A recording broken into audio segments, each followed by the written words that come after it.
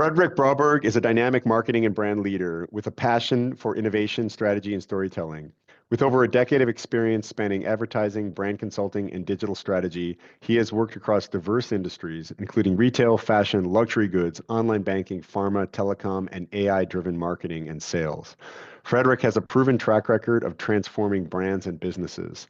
He successfully repositioned Bisnode Group as a leader in data-driven business and AI-powered applications, contributing to its acquisition by Dun Bradstreet in 2020. In 2021, he co-founded Axonjay.AI, securing $460,000 in funding in 2023, and was selected as a top 3% by the Antler Accelerator Group, which is a leading VC accelerator, and they attracted VC capital and VC interest for that project. He can be reached at fredrik.broberg at noagency.se, and we'll put that on the website as well. Today I have Fredrik Broberg. Fredrik is a marketing and brand leader. He's got a bunch of experience and deep background in brand building and marketing. And we're going to talk generally about building brand strategy and innovation and some of the things that he sees as challenges for corporate innovation these days. Fredrik, welcome. How are you? Thank you, Daniel. Interesting to be invited to this, and really cool to be able to come here and talk about innovation and marketing. Great. Yeah. Why don't you tell us a little bit about yourself, your background, and then we've got a couple of talking points here, but yep. I think plenty to dig into, particularly in this current environment. Yeah, there's a lot going on, I think, in 2025. We'll see how it ends up for a year. It is. I started, traditional advertising and brand consulting in the fashion industry and luxury goods. And then we saw digital coming along, sort of changing the game for example, fashion. You could sell the clothes online, but then you started, hitting other problems like, a lot of the goods would be sent back because it was the wrong size, and, new challenges in buying the goods online. And I kind of felt this is going to hit all the industry. So I started, looking for opportunities to change careers into digital strategy. Worked for a while in e-banking and online insurance, and then came into traditional marketing and tech companies that needed to move more of their marketing and business online, basically. And then the last 5 years, I've worked in the data industry. So, when you move your business online, you need data in real time to power decision making. You need to move credit decisions online and do that automatically. You need to select target audiences in real time and personalize content and God knows what. And you also need to build brand, obviously, in that, and position yourself in a way that is relevant, so you stay relevant and look like a customer or a brand that I can go to solve my problems. So, in 2020, that company was sold, and I ended up in a situation where, a lot of people leaving the company that I worked for, and I was invited into a process of starting an AI tech company. So that was my first startup journey that I came along, working with zero resources and building a company from scratch, and, developing the go-to-market and the brand storytelling and investor pitches and all the general chaos of starting a company. So just super fun. And after that, I had an opportunity to go through a big accelerator that is one of the most active accelerators in the industry here in Europe. And just seeing how they work, to bring innovation to market, how they, fast track development and go to market strategy and take it to market in no time. I mean, for us in marketing in the companies where I used to work, it would take ages, just to get people to agree on what we're going to do and allocate resources and select the people to work on things. In the accelerator, we could, get ideas out in 24 hours and put them in front of a VC. It's just astonishing the way they worked. So I've gone from traditional to, seeing what's happening and how that is changing, the way that we do marketing, the way that we develop products. And all I can say is we need to become so much faster. We need to develop more ideas, filter more ideas through, our innovation funnel, test them on real customers and see if they're working. And we need to Mhm. do that yesterday, because there are like thousands of teams out there in the incubators who are at it disrupting your business. And Mm. you know, they're just going to overtake us. They're just so much faster. They got so much more money than we do. So, I mean, we need Yeah, to wake I up. think I've always thought this is very interesting. Also, starting my own company, that people say, "Oh, well, a big firm can do that. Like that's not a good idea. Like that's risky. You shouldn't do that." But then in reality, like these large companies tend to not go after new innovation ideas, or certainly not as fast, or they just decide they don't want to because they're focused on something else. So it does beg the question, yes, big companies don't want to get out innovated and disrupted. Like they want to continue to grow. And a lot of times I think innovation's part of that. Cost optimization is part of that. Mm. Market share gain is part of that. But once they've kind of exhausted all those avenues, that market share gain and cost optimization, they have to build new products in order to get bigger, or they have to acquire somebody new. Um, so you think like that, like, is that really the urgency, or is it the urgency that they're going to become extinct dinosaurs? Sometimes I feel like the VC community wants fast, fast, fast, fail fast, fail fast, fail fast, and they're funding this with a lot of like capital, which a lot of it gets burned. Maybe there's a middle ground. I'm playing a little bit of a devil's advocate, is like maybe there's a middle ground in actually proving a business concept that works, rather than just sort of running after idea after idea after idea. And I think this is Yeah. it. Maybe in your experience, like, have you seen that in corporations, maybe that's the quote unquote excuse that they use, which is that they don't have the luxury of failing, right? Like I was listening to someone from NASA the other day talk about Yeah. Elon Musk, right? And he said, like, if we would have like crashed the first 5 rockets that we ever launched the way that Mm. SpaceX did, the government would have just pulled the funding and we would have Yeah. been They finished. would But have we been just shut didn't have down. the Yeah, option of exactly. doing this. So I Yeah. think that It's these not allowed environments to, are it's kind of not allowed different. to fail. You're not allowed Yeah, to fail. yeah, Mm. yeah.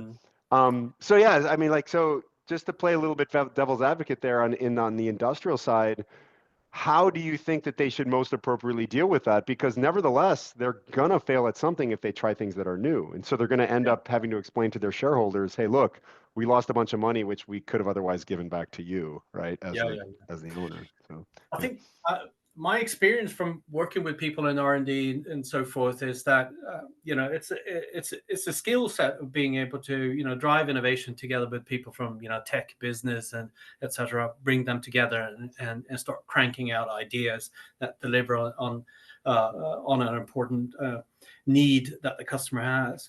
Mm, But the thing is, the vast majority of companies, I think, are just not good at it. We're stuck mm, in our silos, and we don't come together and practice innovation, doing innovation together. mm, So I think the more you start working with innovation and drive these processes, the more you're going to learn, and the faster and the more successful you're going to be. Jesus Christ, what is this? Um, So I think that's the main thing, to start driving in a lot more innovation projects and practice across the various different functions and work together to become better at it. And then yeah. go out and see how are other organizations who are driving a lot more innovation projects. How are they doing it? How are the accelerators doing it? Capture this intelligence and bring it into the company and become better at it. Also, I Yeah. think when you look at the teams, we know that 75% of startups out there fail in the first year, and a lot of internal corporate projects fail too. I mean, it's obvious the team that you put together. Do they possess the skills to bring this forward? Do they Yeah. have the the right mix with the right type of personalities to drive this forward? It's obvious that a Mm, lot of internal projects fail also because of the same reasons as external startups fail. So yeah. I think the more you do it, the more lucky you're going to be, I guess. Yeah. Do you see? I mean, people talk about AI, like, oh, AI can help us make decisions, predict things better. Maybe that'll help us innovate faster, less expensively, waste less. But do you think that some of these kind of human capital and interaction problems that hold innovation back can be short-circuited in a way via use of AI tools? Yeah. Like Yeah, where do you think that that can play a role? I'm sure. I mean, if you look at the insights in an organization, if you were to, for example, you attach a large language model to the company and you start grabbing intelligence about, unmet customer needs and pain points, etc., and you allow anyone in the company to start posting things in there, and then at the end of the year, you start looking at what are the most important ones that has impact on our performance in the next 2 to 5 years. You're going to see that a lot of that input is not coming from the guy who's head of strategy, who's appointed to do it, or the business development guy. It's going to be some creative soul out there who just manages to see things that you just can't see. So we need to understand that in a company there's a lot more innovative people, and AI can help you unleash that knowledge, for example. Yeah. And it's obviously as many examples as, there's a lot of different examples out there. Yeah. Do you have any examples you think of in your experience where you've seen AI be really effective?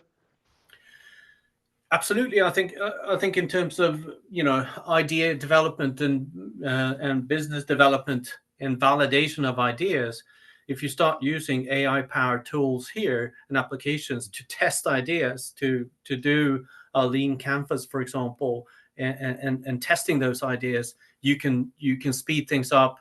Things that took 2 months, you can do in a couple of days in workshops with the leadership team, for example.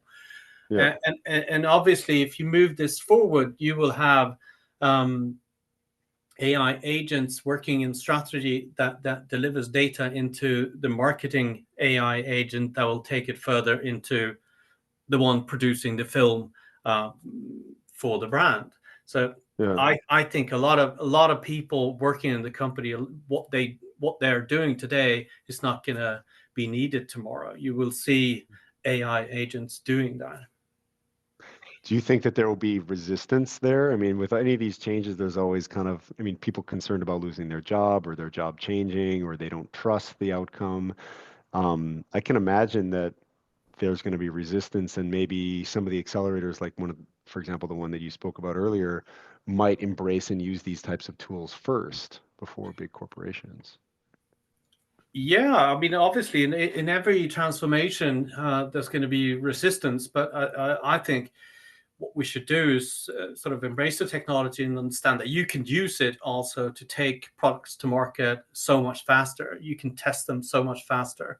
You can see a demo of a new product and see the marketing message in like one day. It just wasn't possible before, and now you can test. So during a year, you can test so many more ideas and take so much more innovation to market with the same amount of money. And maybe you could talk a little bit about this accelerator that you were so impressed by. Well, what is it that they did differently that made it so fast for them to be able to test ideas and get them out in front of people? In 24 hours is pretty quick. Yeah.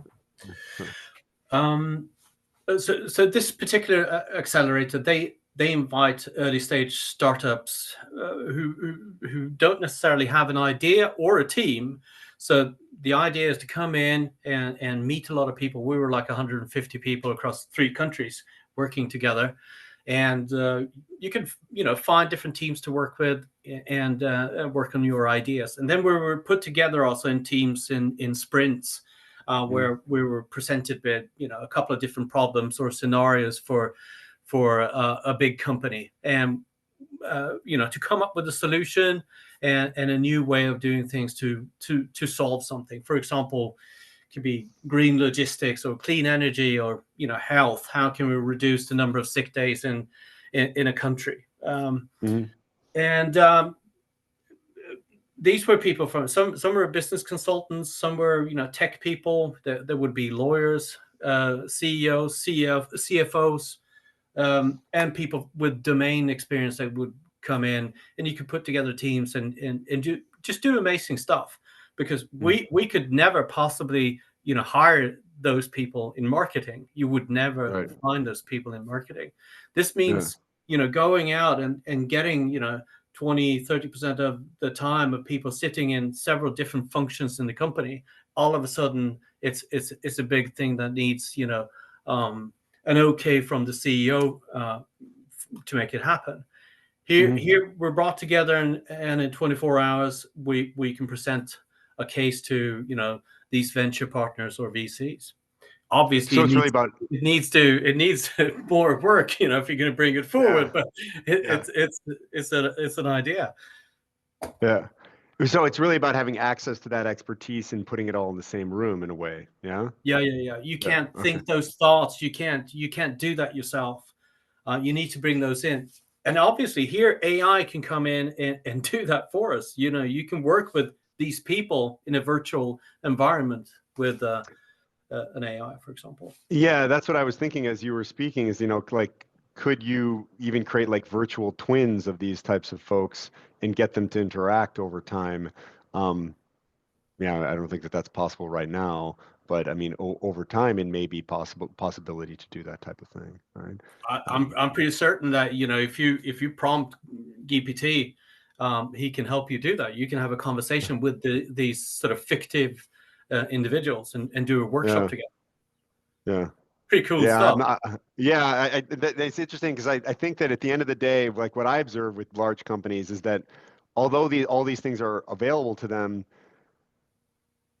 they don't just kind of jump and do it, right? Because I mean, first of all, someone has to make the decision. Okay, we're gonna decide to like make our choices differently for like from now Yeah. on. Like Mm. whoever decides to do that, if it doesn't work out, they could lose their job. And human beings are just generally risk averse. I think for a lot of good reasons in those types of scenarios. Yeah. So I think having proof points that these types of things can work, but also finding ways to integrate them into existing processes that people already know and trust and are comfortable with, and they already have business, procedures and processes around, is kind of a way of thinking about how to integrate the use of some of these tools in a more palliative kind of methodology. Whereas I Yeah. think in your accelerator example, I mean, they can do whatever they want, right? Like they're intentionally creating this environment that is totally different, that Yeah. people expect Yeah. that it's going to be totally different, and then Yeah. there's no expectation coming out of it, right? No. So I think this is one of the practical challenges that corporations face, which is that they have a bunch of people who all are reluctant to try new things for very good reasons, because they've never been rewarded for trying great new things before. They've never been rewarded for failing, right? Like, No. they don't typically get rewarded for failing in a corporate environment. And so they're reluctant to try something that is different because they're afraid that it's not going to work, right? Yeah. Yeah. No, I mean it really isn't necessarily that easy to drive innovation in a corporate setting, because you Yeah. have the existence of the revenue coming in from that old product with Mm, those guys who are getting a bonus, to yeah. sell that product, and they're not happy about you coming up with a thing that sort of disrupts that. So Yeah. it is complicated, but I think we can definitely learn a lot from the startups' way of working faster, and also the accelerators, and to adopt that way of working into a corporate setting. Yeah. Yeah. Definitely.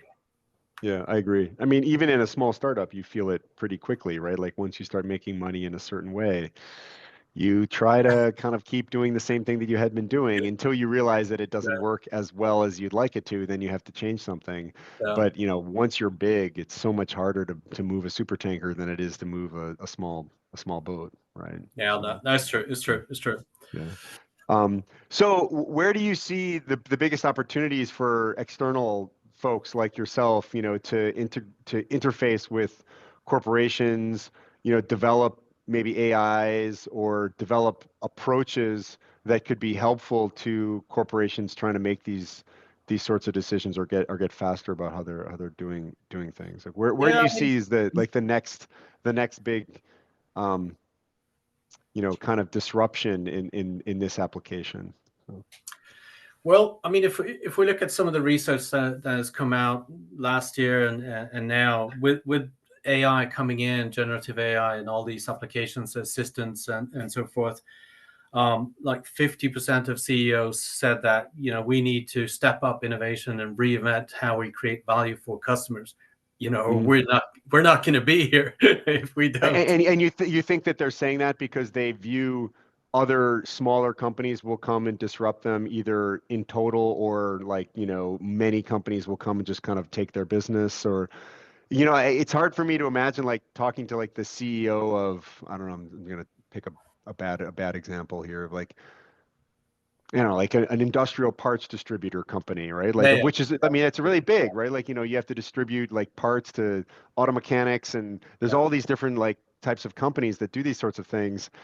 And, are they really going to be gone? Like, you could totally see ways to do that business better, but for yeah, some reason they still keep hanging on, right? Like, yeah. they're still so Well, embedded in the I agree. economy that they're still here, right? But it's happening a lot faster now. Development is Yeah. just it's just going so fast. And even if you're parts delivering parts to a machinery, you've Yeah. got the ability now to print out 3D parts in a printer that prints Yeah. metal. So I mean, Yeah. that industry will change too. Yeah. But obviously that might be an industry that hasn't changed that much in the last sort of 20, 30 years. But there Mhm. are other industries where digital services will come in and totally turn things upside down. And if Yeah. you're not looking ahead and looking at where are the VCs investing to disrupt your industry, then you're Yeah. going to be lost, because it Yeah. will take you a year, 2 years, or 3 years, to even pick up and have something new out. So I mean, Right. we need to seriously, it is serious for in some industries, and we need to step up innovation and be on top of it. Yeah, and be able to maybe respond more also to kind of short-term shocks. I mean, well, I guess politically, if you're looking at things that are going on in the economy, all of this tariff discussion around the United States, like you have all these companies that used to import things. Now they're faced with like, okay, do I have to like produce it locally, or what do I do? Or Yeah, like, is my business going yeah, to be completely be disrupted? I mean, a lot of these things can't even be produced in the United States at present. So yeah. your No. 3D printing example just made me think of this is, like, because you could produce things, locally, more locally, right? Yeah. Like, And for lots of and I different think reasons, not just transport reasons, but maybe there are also other distortions like tariffs that cause you to have to do that type of innovation. yeah. And if Yeah. if it's important, for your company then to be in the top 2, top 3, top 4 of the suppliers in your area, you need to be Mm. on top of that, because it takes time. If you've lost that race, and the competitor is coming out with a totally new way of doing it, or Mm. if a startup comes in and disrupts your business with something they built Yeah. in 12 weeks Yeah. in an incubator. So I mean, you need to be on top of it, because it's real, and people lose their jobs. Yeah. Yeah. And usually, as a small companies typically can't service large customers, right? And so they start out small, servicing small customers, or large customers in a small way, and no one Mm, notices them, right? mm, But then they mature to get to the point where they can start servicing big customers. And then all of a sudden the innovation that they have, which always existed, but just wasn't being felt because they really weren't just organizationally equipped to like do whatever the big supplier was able to do.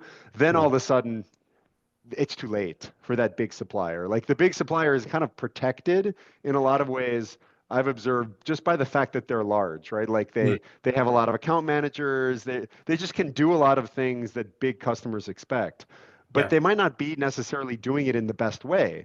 But it's then when the better technology also gains some of those just like kind of like grown up capabilities, yeah, then it's all over. And that really can happen overnight, right? Like yeah. that, It can. Yeah, yeah, yeah. yeah. But it's I an think interesting that's area to work in. It really is, and inspiring too, because I mean, there's so much opportunity. Um, yeah, to think about the future and what customers will expect in the future, and just be on top of that, to always think about what is the next big thing, and it doesn't have to cost a lot of money doing it, but you need to be on it and test ideas, and do your market research and testing and so forth, so you don't lose it to the competition. Yeah.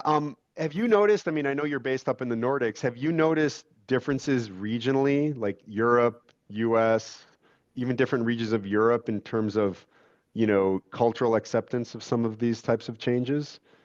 Or do you think that the days where that kind of stuff happens is gone? I mean, now information travels so quickly, right? Yeah, I mean, people from any country could, be selected to join, for example, Y Combinator and go through that process. And that Mm, knowledge obviously spread then, to other countries. So I don't think there's much of a difference if you know, develop a tech startup in Germany or London or Stockholm. But Stockholm is a good hub. There's a lot of innovative, companies in Stockholm and a few unicorns also that come out of Stockholm. mm, So there's obviously, a lot of influential people and I think a good ecosystem that is working with startups to help them, build new things and, some interesting stuff, obviously in the pipeline coming from Stockholm. So this I think is a good place to be. okay. But like, you think that the companies are as open as any other company and they're thinking about this in the same way, thinking about this urgency similarly?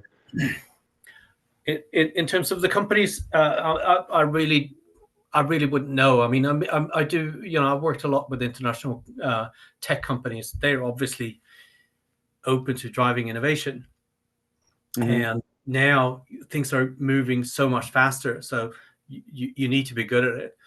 Yeah.